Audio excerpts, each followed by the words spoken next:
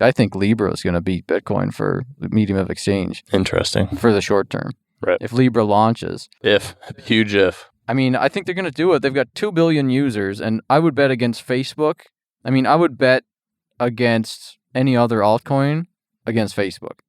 I think Facebook wins. Yeah, if we're talking money, yeah. For money, for the money use case, the ease of use. Like everybody that has a Facebook app, like WhatsApp or Facebook Messenger or whatever, they're going to be able to use Libra, which is a quote-unquote cryptocurrency. It's a stable coin. Basically, it's like a fiat basket-backed cryptocurrency, quote-unquote. And it's apolitical, but somehow doesn't have the renminbi in it, but still very apolitical.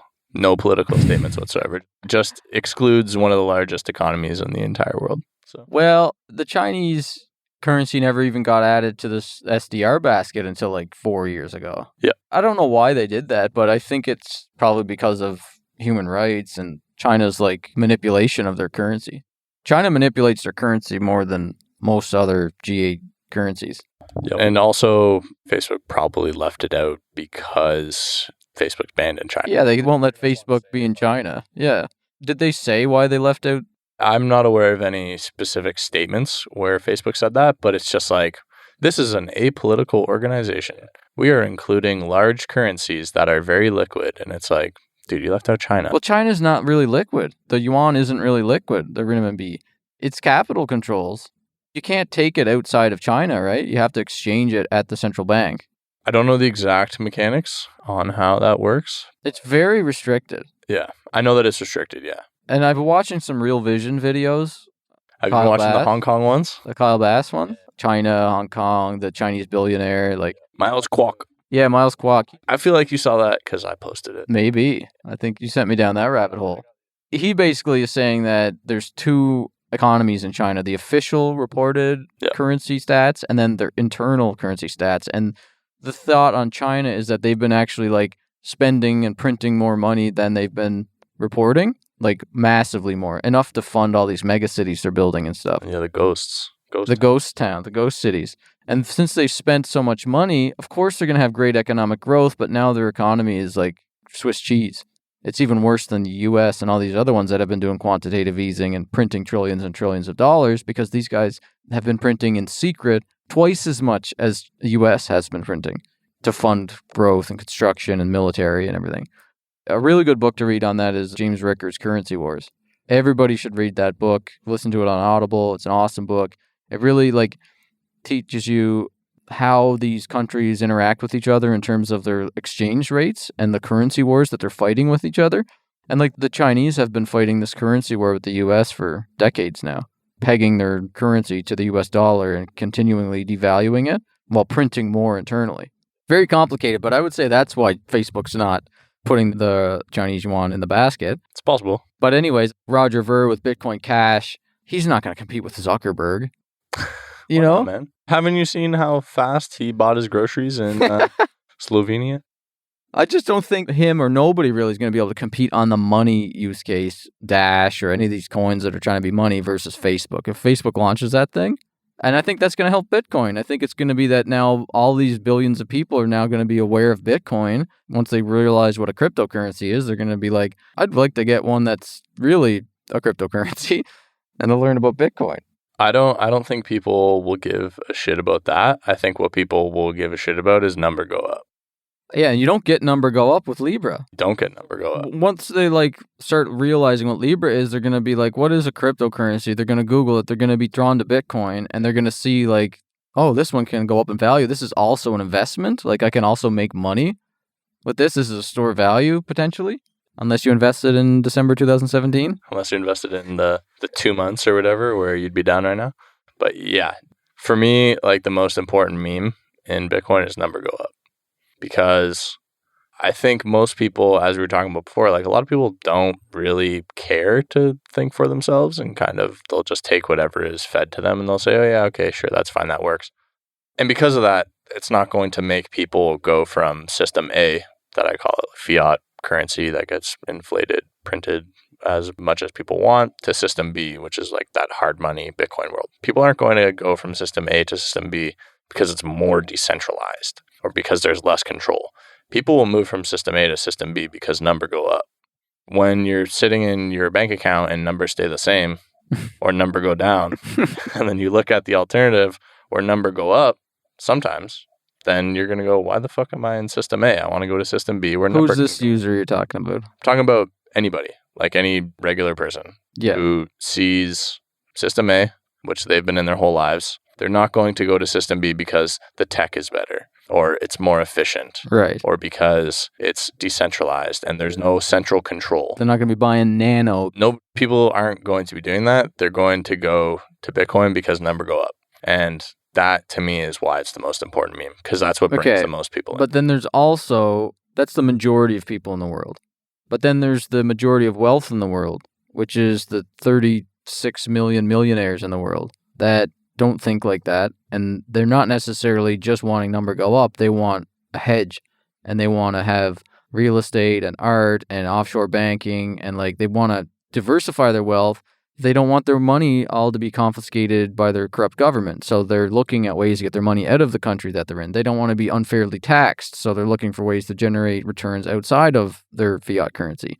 And that's a really significant number. And everybody always says like, oh, there's 30 whatever million millionaires, like, and there's only 21 million Bitcoins. Do the math. So like, I mean, it's kind of true.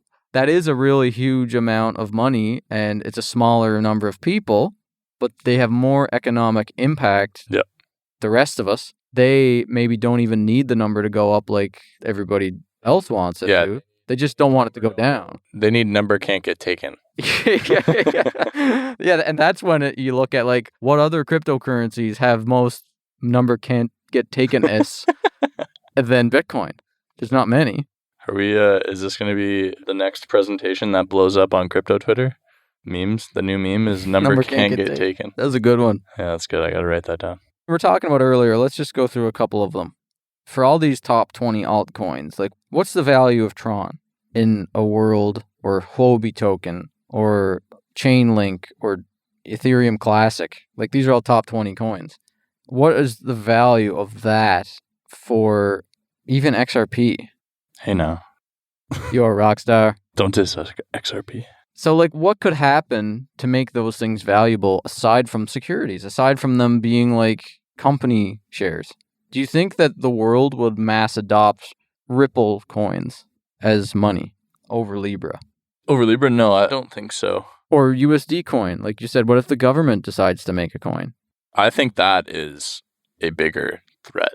Is the to the use case of money, like that medium of exchange, unit of account, for sure. But not for the use case of number not get taken. Yeah, no, not for that. But about all these things, I still think Bitcoin wins in the long run. Yeah. I don't know if that's 5 years, 10 years, 20, 50, I don't know. But short-term threat is something like government creates 21 million hard-capped coin and says, here, use this for money. But I don't think that competes with Bitcoin. I think it does for most people. I think it who competes don't get with Lightning Network, but it doesn't compete with Bitcoin. You're talking about the store value. Yeah, the main value of a blockchain is decentralization. That's why Satoshi created Bitcoin, to take away the ability of governments to censor and seize and control money. Yeah, and that's the original intent from Satoshi, but that doesn't mean that that's what the other 7 billion people think when they think of a blockchain. And that's not what everybody has to use as the reason it is implemented. Yeah. They can use it for other means. More efficient transactions, more transparent transactions, more private transactions. The fact that you can use a blockchain to make things more transparent while at the same time using them to make things more opaque is kind of interesting. Yeah. It doesn't have to be store of value money. It can be kind of whatever anybody can dream up. In the same way where internet doesn't have to be a message going from computer A to computer B. Okay, but then reconcile that with money can't get taken. Yeah, money can't get taken is important. So if you want to use a blockchain, let's use Bitcoin Cash because they're trying to be Bitcoin, but for the use case you just said, most people in the world can't afford to pay a $10 fee for a transaction. Sure. So if you want billions of people using a cryptocurrency for their daily money, they can't be paying $10 a transaction. And if Bitcoin is mass adopted, the transaction fees will be ridiculous on base layer. Yeah. So that's why we have second layers, like Lightning Network, to make it so people can use it. But let's say second layer isn't here right now. Bitcoin Cash, for instance, doesn't have money can't get taken properties as strong as Bitcoin. So let's say that it wins that use case. It gets billions of people using it, but nobody's using it to store their value. They're only using it to pay for things. The average person in like developing nation or something that subsists on like $30 a day or whatever, they can't afford to pay fees, so they're just using BCH for free. But they're not storing their value in that thing because it can be seized, or they don't have any value to store, and they're just using it temporarily for its benefits. So to me, that's the same as Tether. Like Tether was this massive use case for OmniLayer, but the Omni coin itself had zero growth in value. It actually went down significantly in value. Tether grew to billions of market cap, while Omni, the layer that it ran on top of, dropped to like 10 million market cap from 100 million or something during that exact same time. And then now it's moved from Bitcoin to Ethereum. And everybody's celebrating all this like Tether volume now on Ethereum as if it's going to validate the use case for Ethereum. But it was on Bitcoin, and really the value was at Omni, and it didn't accrue to any of the Omni value because that doesn't have value, really. That has value for the people who own the cash in the bank accounts, the Tether, because they're earning interest on it. It has utility value for the traders who are using Tether and using it as a hedge for volatility, but no value accrued to the base layer that it was riding on top of. I arguably think like the value that Bitcoin had was speculation and more players coming in and storing value in it. Networks like Bitcoin Cash, even if it gets mass adoption, to me, I don't think even Ethereum, if it gets dApps and stuff that doesn't cost anything to use, I don't think that makes it a competitor to Bitcoin in terms of number go up. Do you? I think it can. I guess what you're saying is Ethereum went from 30 cents to $1,000 because people just were buying it for speculative purposes and nobody actually needed it to use the Ethereum quote world computer. And I think that could be different in 5 to 10 years.